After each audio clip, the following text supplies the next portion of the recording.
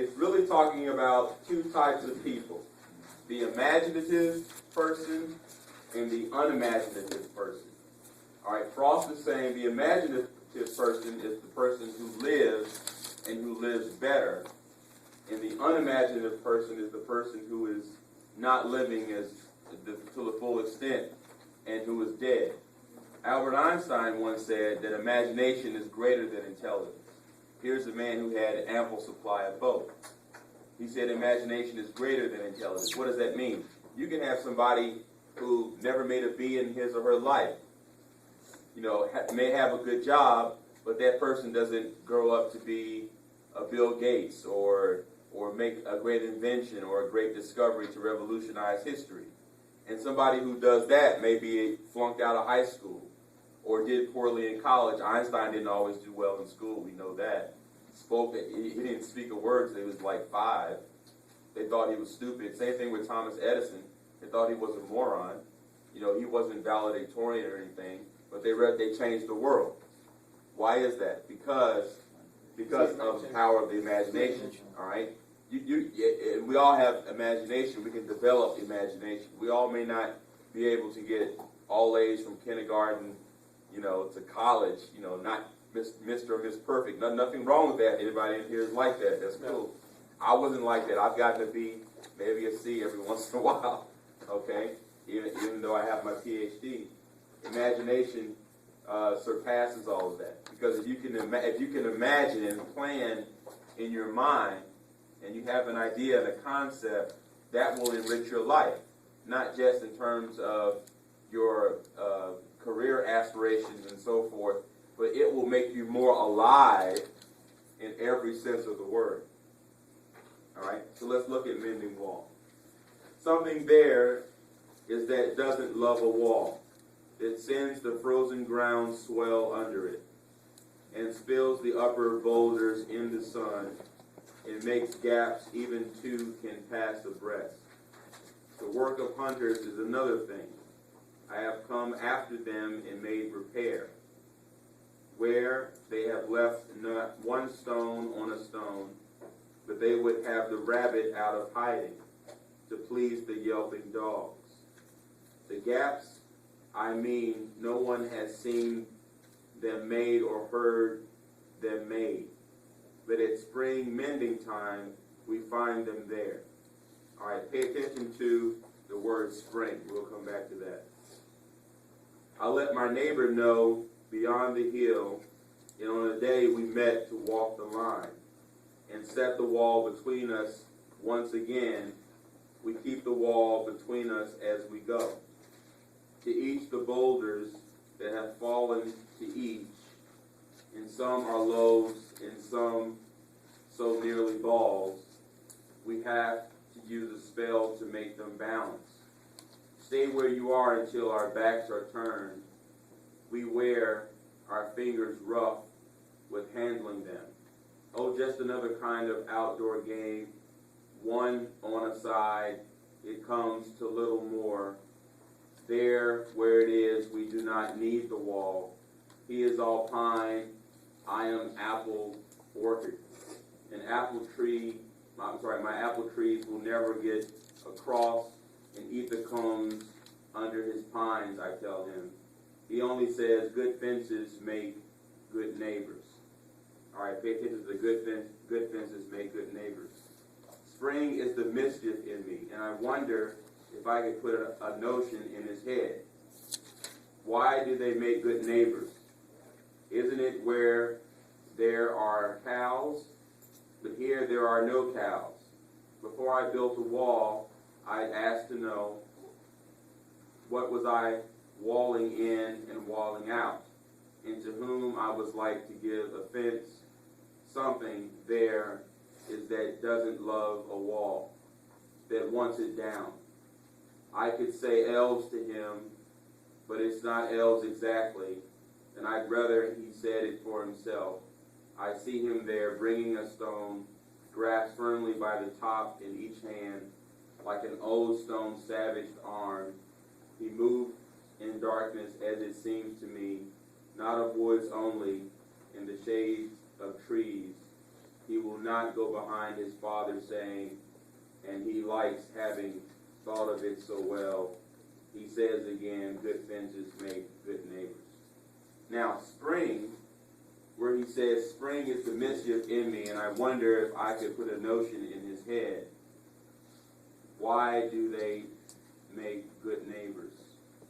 All right, spring is the mischief in me. Spring represents the imagination. All right, spring is the mischief in me. How can spring imagination be mischievous? All right, imagination, it can be mischievous in a positive sense because you can use your imagination to skip a lot of the, I don't want to say BS, but a lot of the pork in the world. I mean, there are a lot of steps in the world that lead to something, but it can take a long time. You have a great idea, you can bypass all of that and get to it. You guys saw social network or whatever. The Facebook guy, okay, yeah, he went to Harvard. He was a gifted student. He could have stayed there, gotten a good job, maybe in computer tech. Maybe he would have been a millionaire. He skipped a lot of steps. Bill Gates, even more extreme, skipped a lot of steps, took risks, dropped out of school, hooked up with somebody like-minded. The rest is history. All right? Robert Frost is hinting at that. He's like, spring is the mischief in me. Imagination requires, if you use imagination long enough, you'll be driven to take risks. All right? Highly successful people take risks. All right? But people are scared to take risks. Like currently, I'm teaching 7 classes. I'm also an artist. I have a website. You can check it out. You know, I have art and poetry and creative things going. But to pay the bills, this is what I do. But I could take a risk. I could say, you know what? I'm not going to do this right now. Or I'm going to cut back my classes. Maybe I'll get fired from some of the colleges that I teach at. And I'm going to take my artwork, go to New York, until I find somebody who says, okay, we're willing to work with you. We're going to give you X amount of money to exhibit your work in this museum. I can do that. Am I going to do it? No. I'm not going to do it. Should I do it? We don't know. We don't know, right? Just like I was in New York the other day, and a guy was, by New York Penn Station, he had CDs, self-made CDs, and he's passing them, you guys see, he's passing them out. You know, I'm an artist, I'm trying to make it, any donation would make it.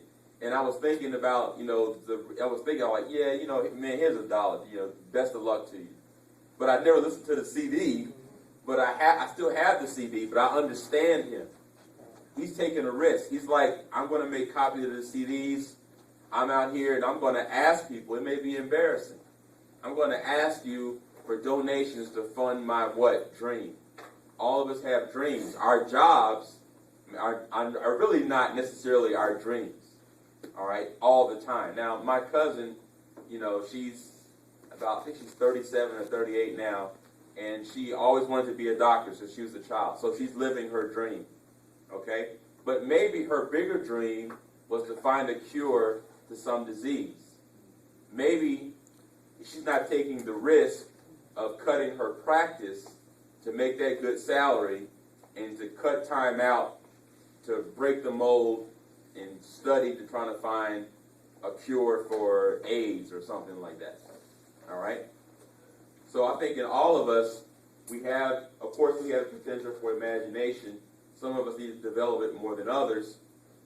And the more we develop it, we can see what we're capable of, and then we can decide whether we want to take the risk to do something extraordinary. All right? So he also says, good fences make good neighbors. All right, what does that mean? Good fences make good neighbors. Remember, we're talking about, the Mending Wall is talking about 2 types of people. All right? And so he's saying good fences make good neighbors. All right? And he says that repeatedly. At the bottom he says, he will not go behind his father saying, and he likes having thought of it so well, he says again, good fences make good neighbors. Well, fences enclose and restrict, enclose people and restrict people. If you have neighbors, good fences make good neighbors. In a sense, it's saying to be isolated from somebody is a good thing. But is that really what he's saying? He's saying, highly creative people and imaginative people need isolation and to be alone to work with their projects. But he's saying something very interesting. He's saying, you know what? Come over here and let me tap your brain for a minute. Let me tap your brain and tap you into the higher consciousness, so you can take part and enjoy life like you should be enjoying it. One thing Einstein did that he didn't have to do, he shared his inner workings with the world. He didn't have to tell us imagination is greater than intelligence and that we should utilize it. He didn't have to tell us that intelligence, like academics, whatever, is limited and imagination is unlimited. He didn't have to share that. That could have been, that could have been discovered long down the road. Now, because of Einstein and the way he thought of his special theory of relativity, it helped other scientists think in a whole different way and expanded their imaginations. And if we study what he did and what other visionaries did, that's why we study art in literature. You may be wondering, I'm an engineering major, what the heck does English 102 have to do with me being an engineer? Well, to be the better engineer, you got to have the better imagination. Simple as that. Okay, all right. So that's basically what we're dealing with in Mending Wall. Now, what I want you to do now,